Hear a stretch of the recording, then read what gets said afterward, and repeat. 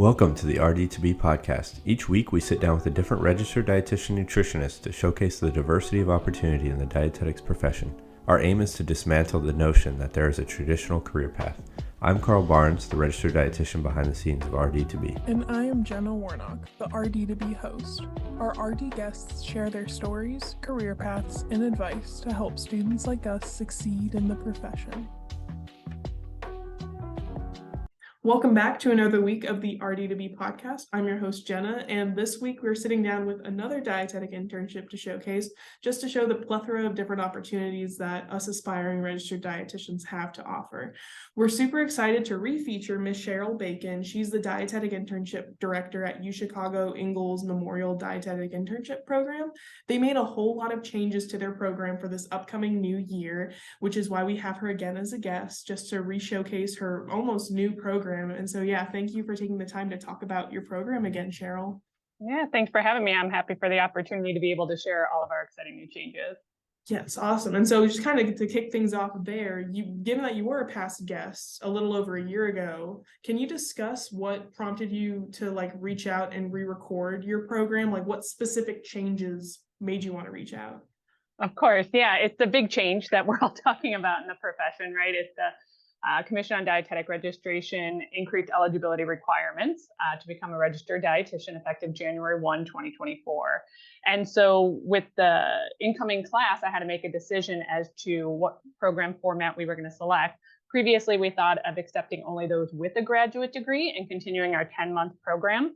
But we wanted to expand the opportunities that were available, and we're able to partner with a fantastic institution to concurrently offer a graduate degree. So the primary reason for the change is to meet accreditation standards, as well as line up our graduates for success so that they can be eligible to sit for the credentialing exam at the completion of our program. Definitely. And I've just, been hearing with programs left and right, like that 2024 changes. It is definitely on the radar now. It's crazy how time is just going by super fast. And so Absolutely. So you mentioned how you were thinking of just staying with your normal 10-month program and then just only accepting graduate students. But because you opened up that opportunity, can you kind of explain the biggest differences between your past program, the just 10 months, to what your current upcoming new program will be? And just to clarify, this will be for the upcoming 2024 spring cycle? Correct. Yes. And so, a little bit of background on that. So we're still going to continue to accept 9 dietetic interns each year. We're very fortunate being located in Chicago. We attract students from all across the nation and international students from time to time as well. So we're going to stay with 9. And the program format regarding the dietetic internship is going to look the same, regardless if you choose to get your master's or if you already have a master's or are already completing one. So the dietetic internship portion for both tracks is going to be 3 days a week, presently scheduled for Tuesday, Wednesday, and Thursday. So here's the major difference.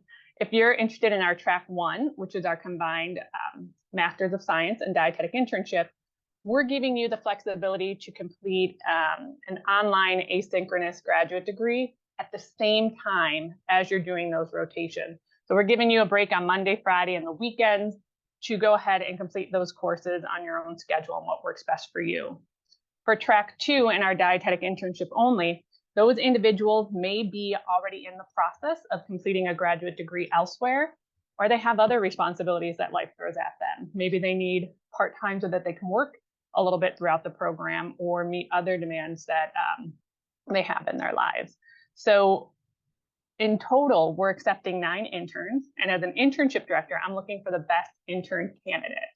But I'm happy to share a little bit more about the graduate degree program and who we're partnering with, as long as you think that clearly answered your question.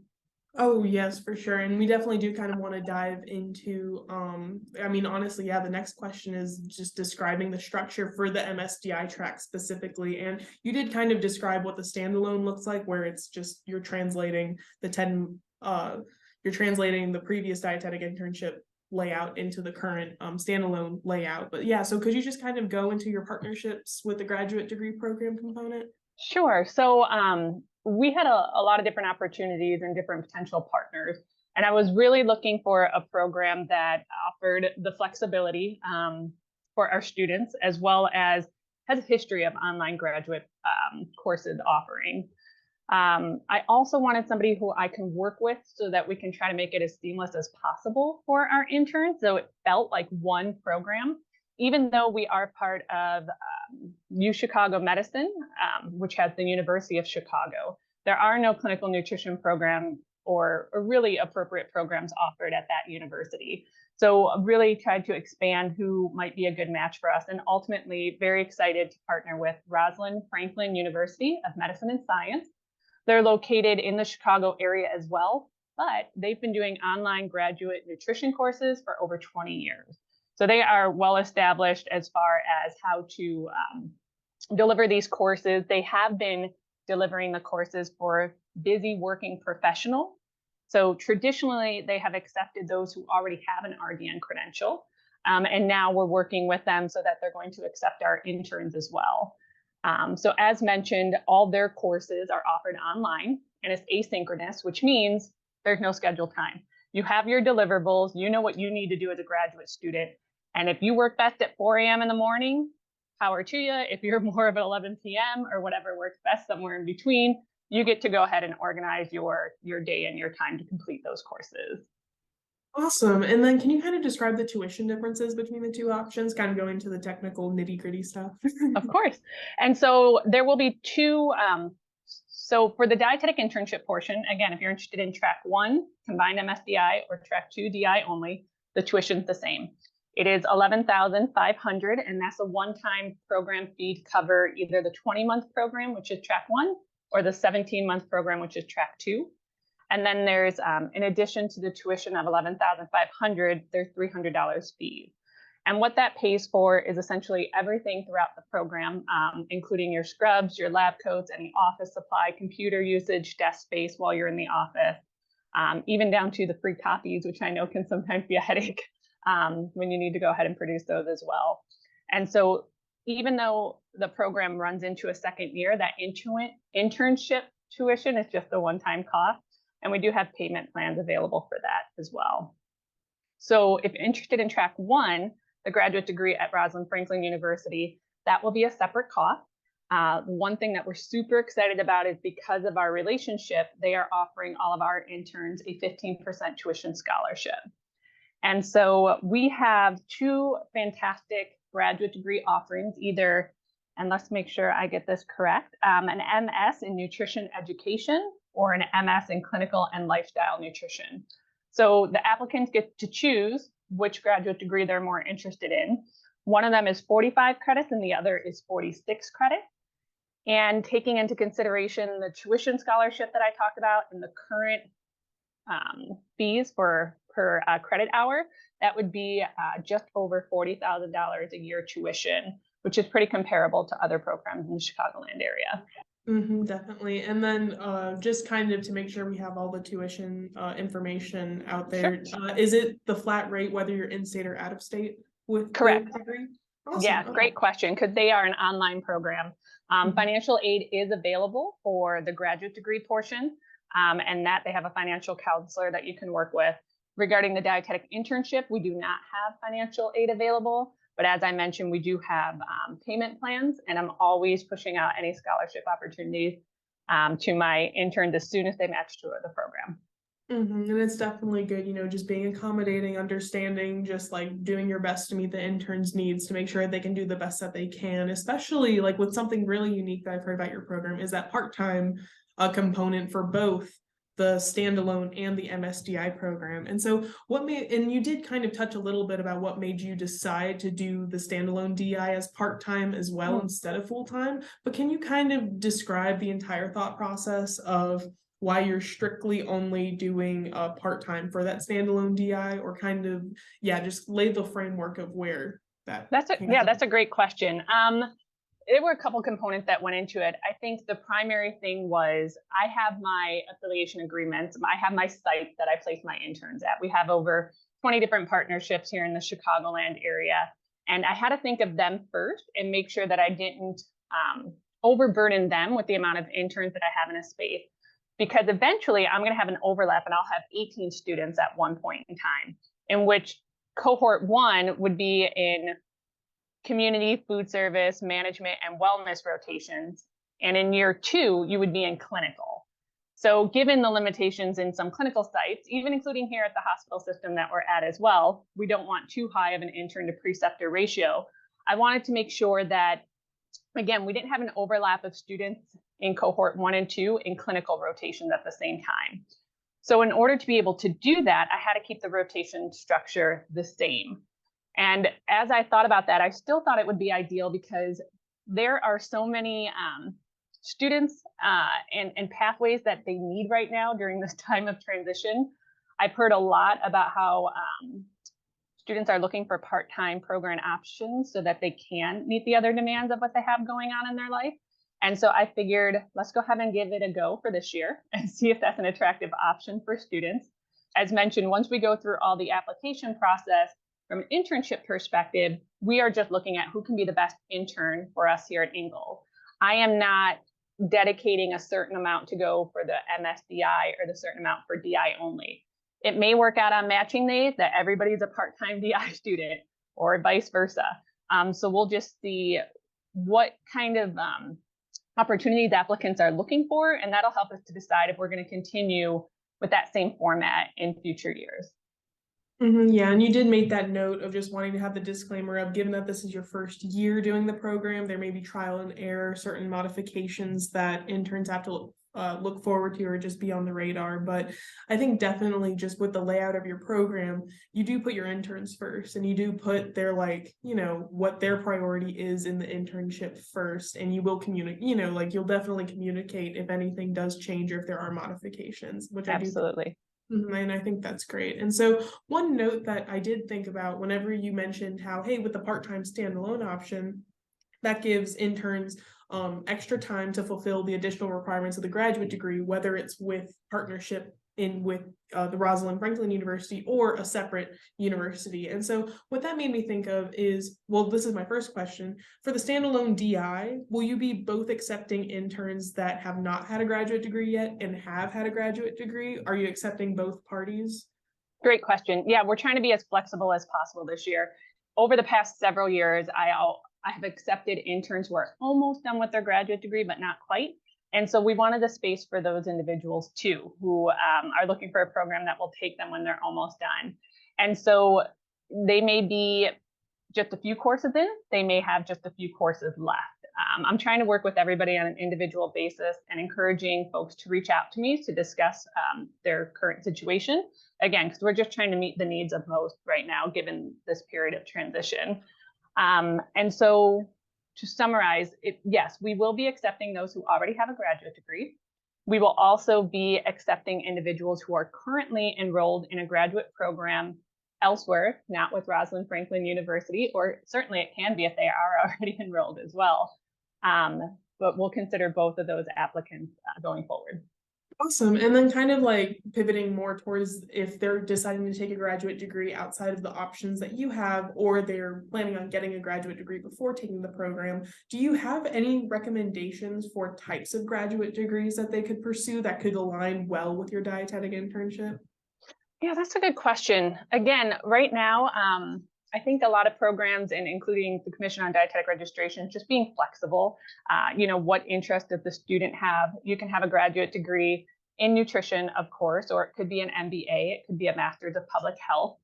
What I will say with regarding our relationship with Rosalind Franklin University, another reason that I chose them as a partner is because their curriculum aligned with a lot of our rotation. So the program director, Dr. Melissa Bernstein, and I have worked really closely to line up the coursework and make sure that as close as we can, it mirrors what they're going to be doing in supervised practice. So that way they can immediately apply what they're learning. And we've gone so far as to take some of what they're learning in their courses, such as having to write a large literature review for one of their courses. And during the internship program, we're going to take time to adapt that into an all-day continuing education event. And so it'll be over the course of a few weeks where the interns learn about event planning, including marketing, registration, sponsorship, and then also execution of an event. So we're working really closely together to take what they're learning in the classroom and applying it. For those interns who are interested in track 2, I'm open. If they're already enrolled in a graduate degree program, I'm definitely going to be having those conversations to learn what classes that they're in. And I'll take that in consideration when I'm setting up their rotation schedule and try to do my best to align those experiences. Yeah, definitely. Because I think from what I've seen with the future education model and the graduate program models and everything like that, is they're definitely wanting to align curriculum and reinforcing it with that hands-on. Because I mean, they've seen with like just pass rates for the RD exam, having that concept with the application at the same time, it reinforces it and it makes it stick. And I think it's great how you guys are offering that. You know, you took that extra step with Rosalind Franklin, but you're also open to seeing, whether you're taking it with Rosalind Franklin or not, how else you can make the graduate program integrate well with that as well. And so I think that that's a really great thing that you're taking into consideration. And Thank you. yeah, and so you have discussed like a bunch of big changes with your program, and like, you know, I'm sure it's like all very exciting with the new time for you guys, given that you've been around for so many years. And so, but for what you would say, what is your, like, what are you most excited about with this new format? Yeah, I think it's I've been a program director here for the past 9 years, and so I'm excited to shake things up a little bit. I'm excited for the flexibility of the new format because if COVID taught me anything, having a plan is a fool's errand. Like, you just have to adapt, and I've become so much more accepting of that over the past several years. And so I really appreciate, again, that we have rotations scheduled for 3 days a week, but if we need to modify to make it work what's best for the students, we can go ahead and do that. And then I'm just really excited to also learn what they're learning in their graduate courses so that I can hopefully, again, align those with the learning experiences and elevate anything that we're doing in supervised practice as well. Yeah, I'm like, definitely with the 2024 changes, it's a lot of new change, but it's, you know, taking advantage of that change and putting your program in a really like nice and exciting direction with that. And like kind of one follow-up question with you know, the internship and wanting to support your interns with their graduate degree, but also their internship rotations. How have you in the past, and how will you continue to support your interns throughout the program? Yeah, that's a good question. I'm lucky in that I have a small group, and that makes it quite manageable to develop, you know, personal relationships with everyone. We have a shared office space, so right outside my office is where all the interns sit, and then we all together have a shared office space with the clinical nutrition team as well. And so I think just being in the same environment offers a certain degree of support, not just from me, but peer support, and then also mentor support from the dietitian preceptors. So certainly we're not losing any of our space or anything. So we'll still have that contact. And I think regular contact is important to kind of get a feel. You can read body language too. How are things going? Are you stressed out? How can I support you? We solicit feedback all the time in the forms of evaluations. Just like we're evaluating our interns' performance, we want to hear how we're doing. And given that we're a small program, I can take that feedback and those suggestions and incorporate them right away. So if the interns have a thought on how to modify something, I can go ahead and have that discussion, and we can go ahead and talk about change. So that's one level of support. I also incorporate a monthly reflection, asking them to think about thinking and really kind of reflect on a bigger level, something they're learning about themselves in this whole experience. And that provides a lot of really good insight for me with how they're doing and how else I might be able to support them. Additionally, we'll continue to have, in this new format going forward, class days like once a month, where all 9 interns come together so that we can talk about our shared experiences. Because even though 3 interns may be in their management rotation, even if they're at the same location, they're not having all the same experiences. So we'll talk about that. And then during those class days, the more traditional support, of course, the DI exam, the CDR exam prep, the tuition covers for a 2-day review course, and then I sprinkle in practice questions all throughout the program. We do extensive class days on like resume writing, interview, negotiation skills, licensure application, and advocacy towards the end of the program when they're really about ready to go ahead and start applying those things. Awesome. Yeah. So you definitely like cover the range of, you want to check them with how they're doing personally, like, stress levels, experience level, putting them all together to see how they all are doing collectively. But then also, you can't forget you have an RD exam at the end of the internship and stuff to Right. worry about as well. So it's good that you check all those boxes. And now kind of shifting, because, we talked about what you're excited about the new program and just kind of your whole perspective towards the program. But do you find a common reason as to why interns choose your program, or like common things you've heard? Yeah. I think Chicago is a huge attraction for sure, especially for folks who are out of town. Or a lot of times, I would say typically about half of our interns are from the Chicagoland area and are moving back. This year, it tends to be more folks from out of state. But I think one of the things that attract the students, because I'll ask them this question as I prepare for our open house, is that I have a lot of availability to work with the interns. Again, I'm physically here. They get to know their director. They don't have to wonder who to go to if they have an issue or problem. That said, I'm always going to encourage you to solve your own problem or to come to me with solutions, because there won't always be someone like me or a boss or supervisor for that. And so I'm coaching them throughout that. But I think, again, it's the availability and the office environment that we have just provides that level of comfort and reassurance that you're going through this tough time with other folks, and that it's quite the learning experience. And so I would say that those are kind of the main reasons why folks choose our program. As part of our open house experience too, I always leave a half hour where I leave the open house and our current interns share their experiences with the current students. And they always tend to go over a half hour. I never listen in. I never solicit feedback like who said what. It's a time to kind of let down their guard a little bit. I know it can be very nerve-wracking to talk to a program director. I remember my experience, even though it was years ago, and how terrifying that could be. But I think it's really telling when our current interns have a lot to share about the positive experiences that they're having. I hear about that a lot when I talk to my applicants, when I say, why Ingalls? Why are you applying to be an intern here? And a lot of them will refer back to the time that they spent talking to our current interns. And so I think that's kind of just general advice I have too. If you can talk to interns in the current program, that's going to be really telling as far as what their experience is and to help you determine whether or not that's a good fit for you. And I think you did a great plug on just attending open houses in general, because like your program is just one example of, you step outside for 30 minutes to have just the current interns talk to interested students and everything. And like, even for me, like that's just one insight into one open house. And then like, if you're a student that doesn't even know where to start, like just going to open houses is a great way to like, one, show your camera, like don't have your camera off. And then, two, just getting to see the inside of what it is like to be front lines as an intern. And so I think that's a great thing that you plugged as well, just for, that general advice. And we're going to kind of end with one last question also about advice, but Sure. It's with the application process with DICAS, it can be very daunting, scary. It's a big, huge thing. But so is there anything that you would want every student applying to dietetic internships to know, whether it's technical, general, or just some sound words of advice? Yeah, great question.